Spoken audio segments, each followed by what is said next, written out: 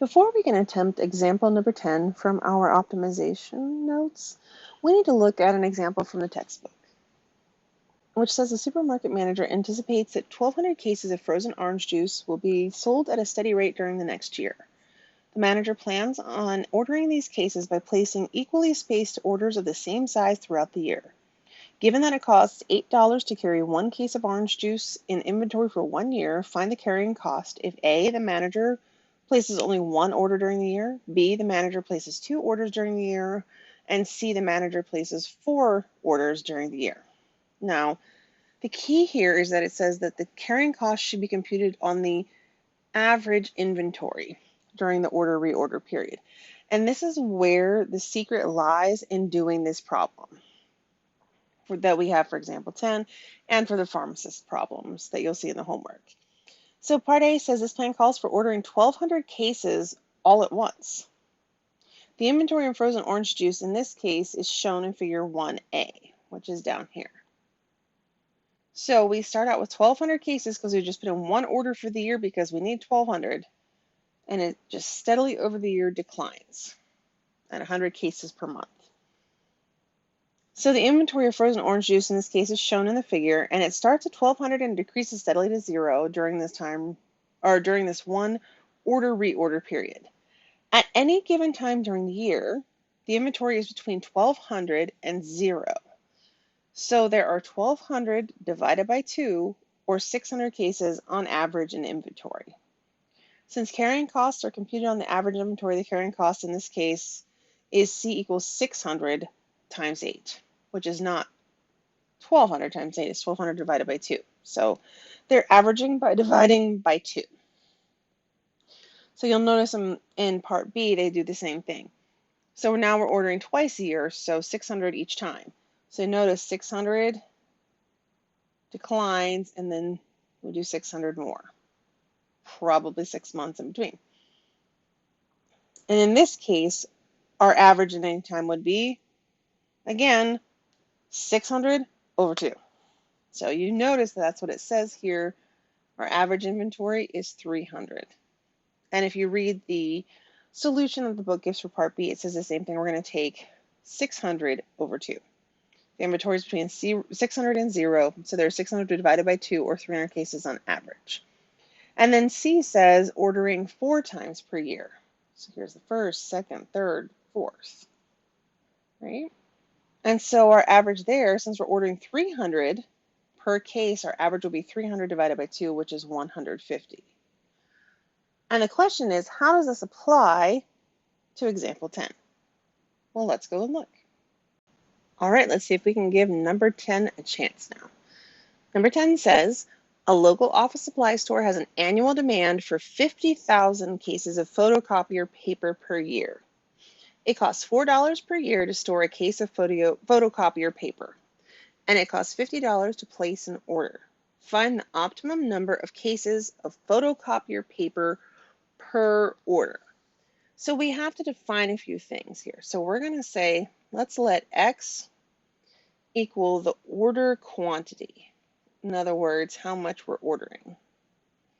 And we're going to let N be the number of orders. So now we need to define or describe the carrying costs here. Our carrying costs are going to be $4 per year for one case. And we're going to say that we have X over 2 is going to be our average number of cases in storage during the year, much like the orange juice problem. So our total cost here, which is going to be our constraint function,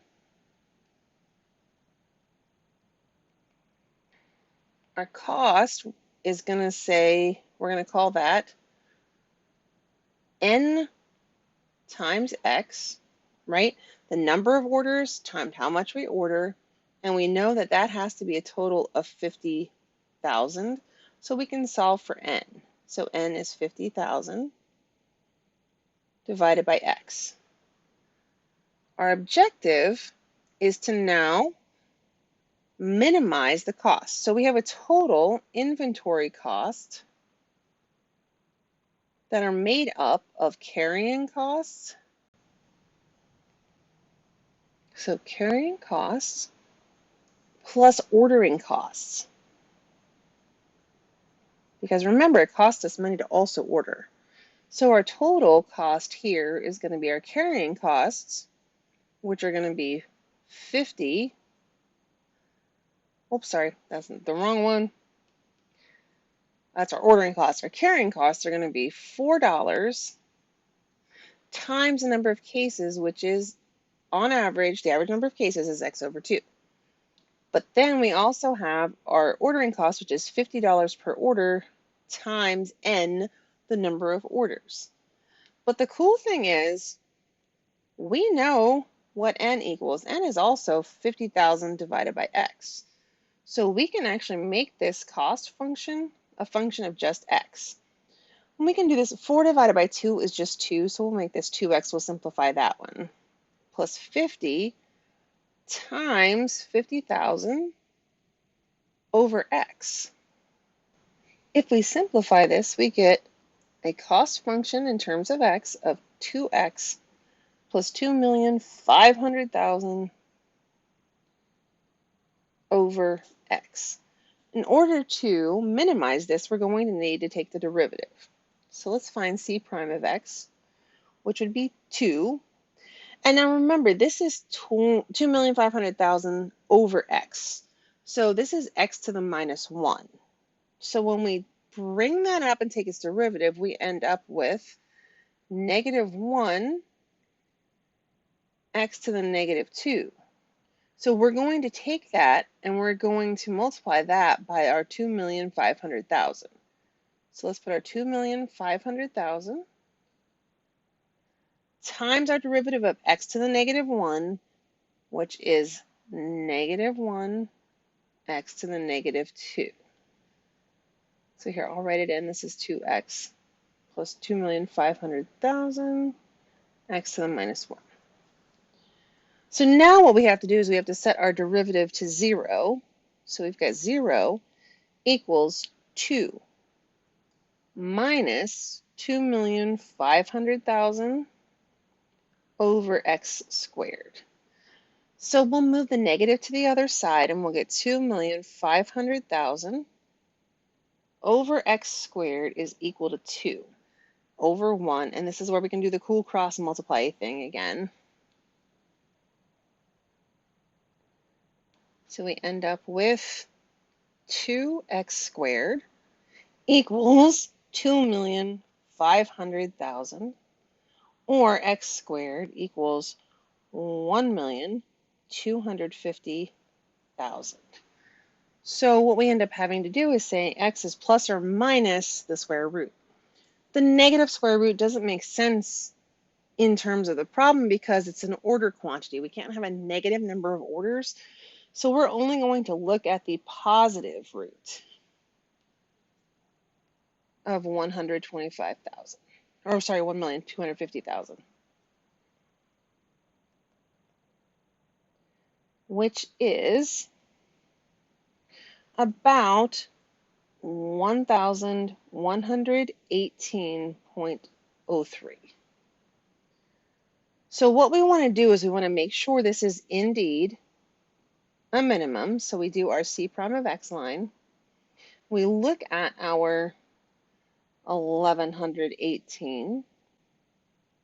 We also know that 0 is going to be a problem because we would be dividing by 0. So we're going to drop 0 in here. We also know that's sort of our lower bound. You can't have less than 0 orders. So we're going to look for a value between 0 and 1,118. My suggestion is try 1, because when you plug in 1 here, you get 2 minus 2,500,000 divided by 1. So it'd be 2 minus 2,500,000, which is for certain negative. And then you can plug in a value larger than 1,118. And if you do that, you could do something along the lines of 2,000 and plug it in. And then you find out that we get a positive value. So this is indeed a minimum. So the number of cases we want to order each time, right? So the number of cases to order each time that will minimize our cost is going to be 1,118 because we can't order 0.03 of a case. So we're going to order 1,118 cases on each order. And I know it doesn't ask us how many orders that is, but we could find that. So this is what was asked. If we wanted to know how many orders is that, we could simply take our 50,000 and divide it by our 1118. And we end up with about 44.7 orders, or probably we'd end up with about 45 orders, which means we'll probably end up with just a little bit extra. But if we only did 44 orders, we would end up with not quite enough, because 44 orders of 1,118 each would give us 49,192 cases, but 45 orders of 1,118 each would give us 50,310. So we need 50,000 minimum, so we'd have to order 45. We'd have to make 45 orders.